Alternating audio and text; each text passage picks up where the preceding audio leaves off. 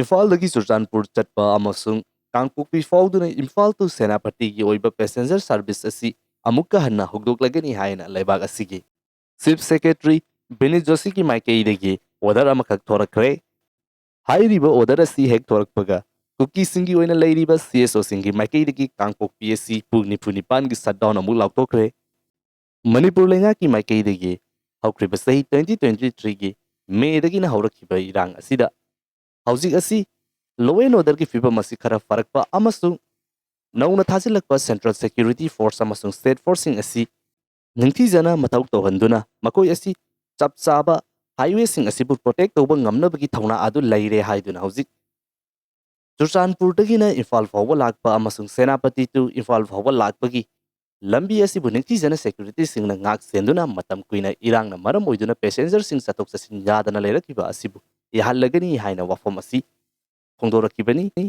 lakolakliba khongtang asi afaba khongtang amani haina thamjage adubu hairiba khongtang asi mamangi sahi 2023 gi December thadasu yamna manaba mong amada Manipur gi oina leiriba state bus servicing asi hawdoklagani haiduna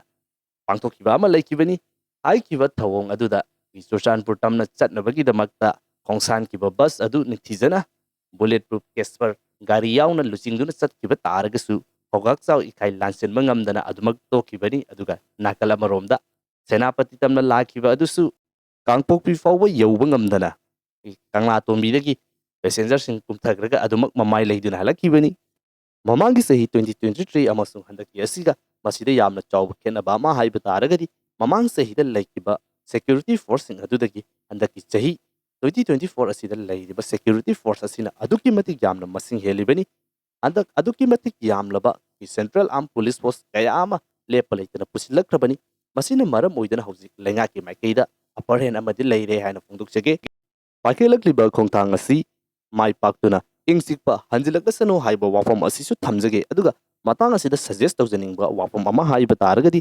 hojik Manipur hariba leibak asigi leiriba MLA humpu amasung ruling gi oina leiriba sarkar pairiba kangbu asida Maitai Naga Maitai Pangal amasung Kuki hariba furup asi hojik punna lengak paibinaduna side amatada punna leibinaribani maram aduna lengak paibinariba luchingba kanglu furup khudingma kyoiba luchingba asina punsinduna hairiba highway nauna hangdoktuna miyamda kusinariba asida chapkadoriba journey asida yawba taragadi santi puraknabagidamakta thangjillakriba khongsang asida yamna chawba mateng am oigini haina thamjage masi oifam toi maramdi hojik Manipur gi oina leiriba lengak asi maitei amana chief minister oiba tarabasu mahaki cabinet ki minister Kukina adumak oiri aduga lemhauriba lamdam asida leiriba furup kayasing asigi representative sing punna yawduna hojik Manipur hairiba state asigi lengak asi punna chalai binaribani Kuki Maitai Naga khudingma asi punna adumak lengak paibinaduna leiribani mapanda leiriba kangbusing asigi oiba tonganba isu amasung makal makha kayagi oiba nungaitaba thokdok kaya ama leiba taragasu lengak paibinaribasing asidi amata oina Manipur gi oina lengak paibinaribanina kanglu furup naidana masigumlaba khongtang ama lokhatpa haibasi irai laiba thabakni aduga masigumlaba ama tawpirakpa taragadi aduki matik yamna nungaiba ama oijagani haina thamjage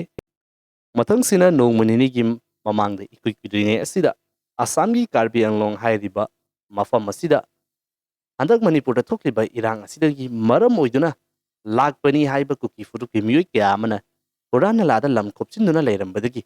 Karbi Anglong Autonomous Council amasung Assamgi oina leiriba lengang asigi maikaidagi hairiba miyoi sing asi tidoktuna bus ta hapkalaba matungda Manipur tamna tharakpa haukrabani matang aduda leibak asigi CM gi maikaidagi su 1961 gi mamangdagi leirakpa oiba taragadi hairiba Kukising asi Manipur da lawsingani madugi matungda lakpa oiba taragadi lawsiloi haiba wafamsu thamkiba leikre ahanba phase gi oina makoi lising amarom thengnabada chatreti Manipur tamna thajilakpa haukrabani makoi chatret adugi manungda karambana 1961 gi mamangda leirambano karambana leitribano kayamuk yamna khandoklabage kayamuk yamna changba yagani yaroi haiba wafamsi aihaki oinadi hausi fawba chapchana khangba leitri aduga chatheriba process asi kayamuk yamna khumang chawsilabage matang asida Karadang oirabasu khangjaningi biyorsingi maikaidagi khangba yauragasu adumak phongdokpiramu khangdaba taragan khangnabagidamakta aikoi mayam wang hangbinasi masigi matungda hojik Manipur gi leingak asigi luchinggo oiriba chief minister amasung minister kaya amaga loinana press conference ama kauduna ꯑꯁꯥꯝꯒꯤ Aadhaar card ꯄꯥꯏꯕ ꯑꯗꯨꯒ ꯕꯪꯒ꯭ꯂꯥꯗꯦꯁꯀꯤ citizen ꯑꯣꯏꯔꯝꯕ ꯌꯥꯏ ꯍꯥꯏꯅ ꯆꯤꯡꯅꯕ ꯃꯤꯑꯣꯏ ꯈꯔ ILPꯒꯤ ꯑꯣꯏꯅ ꯂꯩꯔꯤꯕ ꯔꯨꯜꯁ ꯑꯁꯤ ꯊꯨꯒꯥꯏꯗꯨꯅ ꯍꯨꯔꯥꯟ ꯅꯂꯥꯗ ꯆꯪꯂꯛꯑꯝꯃꯅꯤ ꯍꯥꯏꯗꯨꯅ ꯃꯈꯣꯏ ꯑꯁꯤ ꯐꯥꯒꯠꯇꯨꯅ ꯑꯁꯥꯝ ꯇꯝꯅ ꯊꯥꯈꯤꯕꯒꯤ ꯈꯣꯡꯊꯥꯡ ꯑꯃ ꯂꯩꯈ꯭ꯔꯦ꯫ ꯃꯁꯤꯒ ꯂꯣꯏꯅꯅ ꯃꯈꯣꯏꯁꯤꯡ ꯑꯗꯨꯕꯨ ꯄꯨꯁꯤꯜꯂꯛꯂꯝꯕ SDC ꯑꯃꯁꯨ ꯁꯁꯄꯦꯟ ꯇꯧꯈ꯭ꯔꯦ꯫ ꯃꯇꯥꯡ ꯑꯁꯤꯗ ꯀꯔꯤꯒꯨꯝꯕ ꯋꯥꯐꯝ ꯑꯃ ꯐꯣꯡꯗꯣꯛꯆꯒꯦ ꯃꯗꯨꯗꯤ ꯃꯃꯥꯡꯒꯤ ꯊꯥꯗ ꯖꯤꯔꯤꯗ ꯌꯥꯝꯅ ꯅꯨꯡꯉꯥꯏꯇꯕ ꯊꯧꯗꯣꯛ ꯑꯃꯈꯛꯇ ꯑꯍꯜ ꯑꯣꯏꯔꯕ ꯃꯤꯑꯣꯏ ꯑꯅꯤ ꯍꯤꯡꯅ ꯌꯨꯝ ꯃꯅꯨꯡꯗ ꯃꯩ ꯊꯥꯗꯨꯅ ꯍꯥꯠꯂꯝꯂꯒ ꯅꯨꯄꯤ 3 ꯑꯃꯁꯨꯡ ꯑꯉꯥꯡ 3 ꯐꯥꯗꯨꯅ ꯄꯨꯈ꯭ꯔꯒ ꯌꯥꯝꯅ ꯇꯝꯊꯤꯅ ꯍꯥꯠꯄꯒꯤ ꯑꯣꯏꯕ ꯊꯧꯗꯣꯛ ꯑꯃ ꯂꯩꯈꯤ꯫ ꯃꯗꯨꯒꯤ ꯊꯧꯗꯣꯛ ꯑꯗꯨꯗ ꯍꯥꯏꯔꯤꯕ ꯃꯤꯑꯣꯏꯁꯤꯡ ꯑꯁꯤ ꯍꯣꯁꯇꯦꯖ ꯑꯣꯏꯅ ꯐꯥꯗꯨꯅ ꯄꯨꯈ꯭ꯔꯕ ꯃꯇꯨꯡꯗ ꯃꯈꯣꯏꯁꯤꯡ ꯑꯁꯤ ꯐꯪꯅꯕꯒꯤꯅꯤ ꯍꯥꯏꯗꯨꯅ ꯂꯩꯉꯥꯛꯀꯤ ꯃꯥꯏꯀꯩꯗꯒꯤ ꯑꯁꯥꯝ ꯔꯥꯏꯐꯜꯒꯤ IG ꯆꯨꯔꯆꯥꯟꯄꯨꯔ ꯇꯝꯅ ꯊꯥꯗꯨꯅ ꯃꯈꯣꯏꯕꯨ ꯀꯟꯅꯕꯒꯤꯗꯃꯛꯇꯅꯤ ꯍꯥꯏꯗꯨꯅ ꯈꯣꯡꯊꯥꯡ ꯀꯌꯥ ꯑꯃ ꯂꯧꯈꯠꯍꯟꯈꯤ, ꯋꯥꯔꯤ ꯀꯌꯥ ꯑꯃ ꯁꯥꯟꯅꯍꯟꯈꯤ꯫ ꯅꯥꯀꯜ ꯑꯃꯔꯣꯝꯗꯁꯨ ꯃꯈꯜ ꯃꯈꯥ ꯀꯌꯥꯒꯤ ꯑꯣꯏꯕ ꯊꯤꯕ ꯍꯨꯝꯕꯒꯤ ꯑꯣꯏꯕ ꯊꯕꯛꯁꯤꯡ ꯆꯠꯊꯔꯤ ꯍꯥꯏꯅ ꯐꯣꯡꯗꯣꯛꯂꯕ ꯃꯇꯨꯡꯗ ꯏꯈꯪ ꯈꯪꯍꯧꯗꯅ ꯃꯅꯤꯄꯨꯔꯒꯤ ꯑꯅꯧꯕ ꯄꯨꯂꯤꯁ ꯁ꯭ꯇꯦꯁꯟ 6 ꯑꯃꯗ ꯑꯐꯁꯄꯥ ꯊꯝꯖꯤꯜꯂꯛꯂꯦ ꯍꯥꯏꯗꯨꯅ ꯂꯥꯎꯊꯣꯔꯛꯈꯤ꯫ ꯃꯁꯤꯒꯤ ꯍꯦꯛ ꯃꯇꯨꯡꯗ ꯃꯇꯝ ꯈꯔ ꯀꯥꯟꯅꯔꯒ ꯐꯥꯈ꯭ꯔꯤꯕ ꯃꯈꯣꯏ 6ꯀꯤ ꯑꯁꯤꯕ ꯍꯛꯆꯥꯡ ꯑꯁꯤ ꯇꯨꯔꯦꯟꯗ ꯃꯊꯪ ꯃꯊꯪ ꯑꯗꯨꯃꯛ ꯇꯥꯎꯊꯔꯛꯇꯨꯅ ꯃꯤꯌꯥꯝꯅ ꯊꯦꯡꯅꯔꯛꯄꯗꯒꯤ ꯌꯥꯝꯅ ꯆꯥꯎꯕ ꯏꯍꯧ ꯑꯃ ꯂꯥꯛꯈꯤ꯫ ꯏꯔꯥꯡ ꯑꯁꯤ ꯂꯥꯛꯄꯗꯒꯤ CMꯒꯤ ꯃꯥꯏꯀꯩꯗꯒꯤ ꯆꯤꯌꯥꯔ ꯂꯧꯗꯨꯅ ꯂꯩꯕꯥꯛ ꯑꯁꯤꯒꯤ ꯂꯩꯔꯤꯕ MLA ꯃꯤꯅꯤꯁꯇꯔꯁꯤꯡ ꯑꯁꯤ ꯀꯧꯗꯨꯅ ꯔꯤꯖꯣꯂꯨꯁꯟ ꯈꯔ ꯂꯧꯗꯨꯅ ꯁꯦꯟꯇꯔꯗ ꯊꯥꯈꯤ꯫ ꯃꯤꯌꯥꯝꯒꯤ ꯑꯣꯏꯅ ꯍꯧꯔꯛꯈꯤꯕ ꯏꯔꯥꯡ ꯑꯗꯨꯗ MLA ꯃꯤꯅꯤꯁꯇꯔꯁꯤꯡꯒꯤ ꯃꯌꯨꯝꯗ ꯊꯣꯝꯖꯤꯜꯂꯛꯄꯗꯨꯗ ꯈꯣꯏꯁꯥꯎꯅꯔꯕ ꯃꯤꯌꯥꯝꯁꯤꯡꯒꯤ ꯃꯔꯛꯇꯒꯤ ꯃꯤꯑꯣꯏ ꯈꯔꯅ ꯑꯃꯥ ꯑꯇꯥ ꯊꯣꯛꯍꯟꯕ, ꯃꯩ ꯊꯥꯕ, ꯄꯣꯠꯆꯩ ꯂꯧꯈꯤꯕꯅꯆꯤꯡꯕ ꯊꯧꯗꯣꯛ ꯈꯔ ꯌꯥꯎꯔꯛꯄꯗꯒꯤ ꯃꯈꯣꯏꯒꯤ ꯃꯊꯛꯇ FIR ꯄꯥꯟꯗꯨꯅ ꯍꯧꯖꯤꯛ ꯌꯥꯝꯅ ꯀꯟꯅ ꯐꯥꯒꯠꯂꯤ꯫ ꯅꯨꯃꯤꯠ ꯑꯗꯨꯗ ꯆꯦꯟꯅꯕ ꯃꯤꯑꯣꯏꯁꯤꯡ ꯐꯥꯒꯠꯄ 90 ꯍꯦꯟꯈ꯭ꯔꯦ, ꯍꯧꯖꯤꯛꯁꯨ ꯐꯥꯒꯠꯄ ꯂꯦꯞꯇ꯭ꯔꯤ꯫ ꯅꯥꯀꯜ ꯑꯃꯔꯣꯝꯗꯅ ꯖꯤꯔꯤꯕꯥꯝꯗꯒꯤ ꯃꯈꯣꯏ 6 ꯐꯥꯗꯨꯅ ꯄꯨꯈꯤꯕ ꯃꯤꯑꯣꯏꯁꯤꯡ ꯑꯗꯨ ꯉꯁꯤ ꯐꯥꯎꯕꯒꯤ ꯑꯣꯏꯅꯗꯤ ꯐꯥꯕꯒꯤ ꯄꯥꯎ ꯑꯁꯤ ꯂꯩꯇ꯭ꯔꯤ꯫ ꯃꯈꯣꯏ 6 ꯇꯝꯊꯤꯅ ꯍꯥꯠꯈꯤꯕꯒꯤ ꯊꯧꯗꯣꯛ ꯑꯗꯨꯗ ꯆꯦꯟꯅꯔꯤꯕ ꯇꯦꯔꯣꯔꯤꯁꯀꯤ ꯑꯣꯏꯕ ꯊꯧꯑꯣꯡ ꯆꯠꯊꯔꯤꯕ ꯃꯤꯑꯣꯏꯁꯤꯡ ꯑꯗꯨꯒꯤ ꯃꯊꯛꯇ ꯑꯦꯛꯁꯟ ꯂꯧꯈꯠꯂꯨ, ꯃꯈꯣꯏ ꯑꯗꯨ ꯐꯥꯒꯠꯂꯨ, ꯑꯥꯏꯟꯒꯤ ꯑꯣꯏꯕ ꯐꯪꯐꯝ ꯊꯣꯛꯄ ꯗꯟꯗꯤ ꯑꯗꯨ ꯄꯤꯌꯨ ꯍꯥꯏꯗꯨꯅ ꯉꯁꯤꯃꯛꯁꯨ ꯎꯔꯤꯄꯣꯛꯇ ꯃꯤꯑꯣꯏ ꯀꯌꯥ ꯑꯃ, ꯏꯃꯥ ꯑꯃꯁꯨꯡ ꯑꯍꯜ ꯀꯌꯥ ꯑꯃ ꯆꯔꯥ ꯍꯦꯟꯗꯨꯅ ꯉꯁꯤ ꯐꯥꯎꯕꯗ ꯈꯣꯡꯖꯪ ꯆꯪꯁꯤꯜꯂꯤ꯫ ꯇꯥꯟꯖꯥ ꯑꯁꯤꯗ ꯏꯈꯪ ꯈꯪꯍꯧꯗꯅ ꯃꯅꯤꯄꯨꯔꯒꯤ ꯑꯣꯏꯅ ꯈ꯭ꯋꯥꯏꯗꯒꯤ ꯆꯥꯎꯕ ꯑꯥꯔꯃꯤ ꯍꯦꯗꯀ꯭ꯋꯥꯇꯔ ꯑꯣꯏꯔꯤꯕ ꯂꯩꯃꯈꯣꯡ ꯑꯥꯔꯃꯤ ꯀꯦꯝꯞ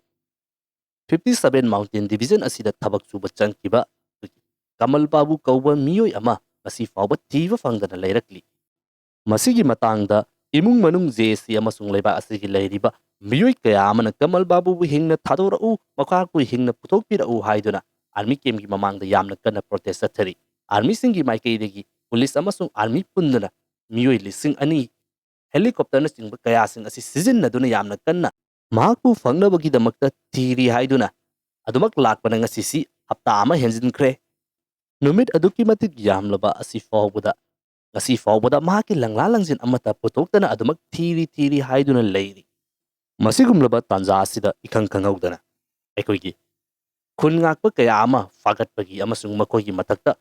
ꯊꯕꯛ ꯊꯧꯔꯝ ꯀꯌꯥ ꯑꯃ ꯂꯧꯈꯠꯄ ꯑꯃꯁꯨꯡ ꯑꯔꯥꯝꯕꯥꯏ ꯇꯦꯡꯒꯣꯜꯒꯤ ꯃꯊꯛꯇ ꯑꯦꯛꯁꯟ ꯂꯧꯈꯠꯅꯕ FIRꯅꯆꯤꯡꯕꯒꯤ ꯑꯣꯏꯕ ꯋꯥꯐꯝ ꯀꯌꯥ ꯑꯃ ꯊꯣꯔꯛꯄꯗꯒꯤ ꯉꯁꯤ ꯑꯁꯤ ꯃꯤꯑꯣꯏ ꯀꯌꯥ ꯑꯃ, ꯏꯃꯥ ꯏꯕꯦꯜ ꯀꯌꯥ ꯑꯃ ꯊꯣꯔꯛꯇꯨꯅ ꯂꯝꯕꯤꯗ ꯄ꯭ꯔꯣꯇꯦꯁ ꯇꯧꯕ ꯍꯧꯔꯛꯂꯤ꯫ ꯇꯥꯟꯖꯥ ꯑꯁꯤꯃꯛꯇꯗ ꯂꯣ ꯑꯦꯟ ꯑꯣꯔꯗꯔꯁꯤ ꯀꯟꯇ꯭ꯔꯣꯜ ꯇꯧꯕ ꯉꯝꯂꯛꯂꯕꯅꯤꯅ ꯍꯥꯏꯋꯦ NHC ꯍꯥꯡꯗꯣꯛꯂꯒꯅꯤ, ꯄꯦꯁꯦꯟꯖꯔ ꯁꯥꯔꯚꯤꯁ ꯍꯧꯗꯣꯛꯂꯒꯅꯤ ꯍꯥꯏꯕ ꯋꯥꯐꯝ ꯑꯃꯁꯨ ꯊꯣꯔꯛꯂꯤ꯫ ꯃꯇꯥꯡ ꯑꯁꯤꯗ ꯍꯪꯖꯅꯤꯡꯂꯤꯕ ꯋꯥꯐꯝ ꯑꯁꯤ ꯍꯧꯖꯤꯛ ꯃꯅꯤꯄꯨꯔꯗ ꯏꯔꯥꯡ ꯑꯃ ꯊꯣꯛꯄꯒꯤ ꯖꯁꯇꯤꯁ ꯐꯪꯗ꯭ꯔꯤ ꯍꯥꯏꯗꯨꯅ ꯌꯥꯝꯅ ꯀꯟꯅ ꯏꯍꯧ ꯑꯃ ꯍꯧꯔꯤꯉꯩꯗ ꯑꯅꯧꯕ ꯑꯃꯃꯨꯛ ꯊꯣꯛꯆꯤꯜꯂꯛꯂꯤ꯫ ꯃꯁꯤꯒꯤ ꯑꯅꯧꯕ ꯏꯁꯨ ꯑꯁꯤꯒꯤ ꯃꯇꯥꯡꯗꯁꯨ ꯂꯣꯏꯗ꯭ꯔꯤꯉꯩ ꯑꯁꯤꯗ ꯑꯅꯧꯕ ꯏꯁꯨ ꯀꯌꯥ ꯑꯃ ꯃꯆꯥ ꯄꯣꯛꯂꯛꯂꯤꯕ ꯑꯁꯤ ꯏꯆꯝ ꯆꯝꯕ ꯀꯣꯏꯟꯁꯤꯗꯦꯟꯁꯅꯤ ꯍꯥꯏꯅ ꯂꯧꯕ ꯌꯥꯒꯗꯧꯔꯤꯕ꯭ꯔꯥ? ꯅꯠꯇ꯭ꯔꯒꯅ ꯍꯧꯖꯤꯛ ꯂꯩꯔꯤꯕ ꯏꯁꯨ ꯑꯁꯤꯕꯨ ꯅꯥꯊꯩꯅꯕꯒꯤꯗꯃꯛꯇ, ꯃꯤꯌꯥꯝꯕꯨ ꯀꯪꯉꯥꯎꯅꯍꯟꯅꯕꯒꯤꯗꯃꯛꯇ ꯁꯤꯜꯂꯛꯄ ꯂꯥꯂꯣꯡꯅꯤ ꯍꯥꯏꯅ ꯂꯧꯔꯣꯏꯗꯕꯒꯤ ꯃꯔꯝ ꯂꯩꯇꯦ ꯍꯥꯏꯕ ꯃꯤꯑꯣꯏ ꯀꯌꯥ ꯑꯃꯁꯨ ꯑꯗꯨꯃꯛ ꯊꯣꯔꯛꯂꯤ꯫ ꯃꯁꯤꯒꯤ ꯃꯔꯨꯑꯣꯏꯕ ꯃꯔꯝ ꯑꯁꯤ ꯃꯃꯥꯡꯒꯤ ꯖꯤꯔꯤꯕꯥꯝꯒꯤ ꯑꯣꯏꯅ ꯊꯣꯛꯈꯤꯕ ꯊꯧꯗꯣꯛ ꯑꯗꯨꯗ ꯊꯤꯔꯤ ꯍꯥꯏꯅ ꯂꯩꯔꯒ ꯃꯗꯨꯒꯤ ꯃꯇꯥꯡꯗ ꯊꯣꯏꯗꯣꯛꯄ ꯋꯥꯐꯝ ꯑꯃꯠꯇ ꯐꯣꯡꯗꯣꯛꯇ꯭ꯔꯒ ꯏꯈꯪ ꯈꯪꯍꯧꯗꯅ ꯑꯐꯁꯄꯥ ꯊꯝꯖꯤꯜꯂꯛꯇꯨꯅ ꯅꯧꯍꯧꯅꯅ ꯑꯐꯁꯄꯥ ꯊꯝꯖꯤꯜꯂꯛꯂꯤꯕ ꯑꯁꯤꯒꯤ ꯃꯇꯥꯡꯗ ꯃꯤꯑꯣꯏ ꯀꯌꯥ ꯑꯃꯅ ꯅꯩꯅꯔꯤꯉꯩ ꯃꯁꯤꯗ ꯃꯥꯏ ꯑꯣꯟꯁꯤꯜꯂꯤꯉꯩꯗ ꯃꯈꯣꯏꯒꯤ ꯑꯁꯤꯕ ꯍꯛꯆꯥꯡꯁꯤꯡ ꯐꯪꯂꯛꯈꯤꯕꯒꯤ ꯊꯧꯗꯣꯛ ꯑꯗꯨꯗꯒꯤꯅꯤ꯫ ꯍꯧꯖꯤꯛ ꯃꯅꯤꯄꯨꯔ ꯑꯁꯤ ꯏꯔꯥꯡ ꯑꯃ ꯊꯣꯛꯄ ꯂꯣꯏꯁꯤꯟꯗ꯭ꯔꯤꯉꯩꯗ ꯃꯊꯪ ꯊꯣꯛꯆꯤꯜꯂꯛꯄꯗꯒꯤ ꯄ꯭ꯔꯖꯥ ꯃꯤꯌꯥꯝꯁꯤꯡ ꯑꯁꯤ ꯀꯉꯥꯎꯅꯕ ꯐꯤꯚꯝ ꯑꯃꯗ ꯂꯩꯔꯤꯕꯅꯤ꯫ ꯃꯁꯤꯒꯨꯝꯂꯕ ꯇꯥꯟꯖꯥ ꯑꯁꯤꯗ ꯍꯥꯏꯋꯦꯁꯤꯡ ꯍꯥꯡꯗꯣꯛꯂꯒꯅꯤ, ꯁꯦꯀ꯭ꯌꯨꯔꯤꯇꯤꯅ ꯉꯥꯛ ꯁꯦꯟꯗꯨꯅ ꯄꯦꯁꯦꯟꯖꯔ ꯁꯥꯔꯚꯤꯁꯁꯤꯡ ꯍꯧꯗꯣꯛꯂꯒꯅꯤ ꯍꯥꯏꯕ ꯋꯥꯐꯝ ꯑꯃꯁꯨ ꯐꯣꯡꯗꯣꯛꯂꯛꯂꯤ꯫ ꯍꯥꯏꯔꯤꯕ ꯃꯇꯝ ꯑꯁꯤꯃꯛꯇꯗ ꯃꯅꯤꯄꯨꯔꯒꯤ ꯑꯣꯏꯅ ꯈ꯭ꯋꯥꯏꯗꯒꯤ ꯆꯥꯎꯕ ꯑꯥꯔꯃꯤ ꯀꯦꯝꯞ ꯍꯦꯗꯀ꯭ꯋꯥꯇꯔ ꯑꯃꯗꯒꯤ ꯃꯗꯨꯗ ꯊꯕꯛ ꯁꯨꯗꯨꯅ ꯂꯩꯕ ꯃꯤꯑꯣꯏ ꯑꯃꯁꯨ ꯃꯥꯡꯈꯤꯕꯗꯒꯤ ꯉꯁꯤ ꯐꯥꯎꯕ ꯊꯤꯕ ꯐꯪꯗꯅ ꯂꯩꯔꯤꯕꯅꯤ꯫ Maram aduna army camp manungdagi ꯐꯥꯎꯕ ꯃꯤꯑꯣꯏ ꯃꯥꯡꯕ ꯇꯥꯔꯒꯗꯤ ꯍꯥꯏꯋꯦ ꯍꯥꯡꯗꯣꯛꯂꯤꯕ ꯑꯁꯤ ꯀꯌꯥꯃꯨꯛ ꯌꯥꯝꯅ ꯁꯦꯐ ꯑꯣꯏꯔꯕꯒꯦ ꯍꯥꯏꯅ ꯍꯪꯅꯔꯛꯄꯁꯨ ꯑꯗꯨꯃꯛ ꯂꯩꯔꯤ꯫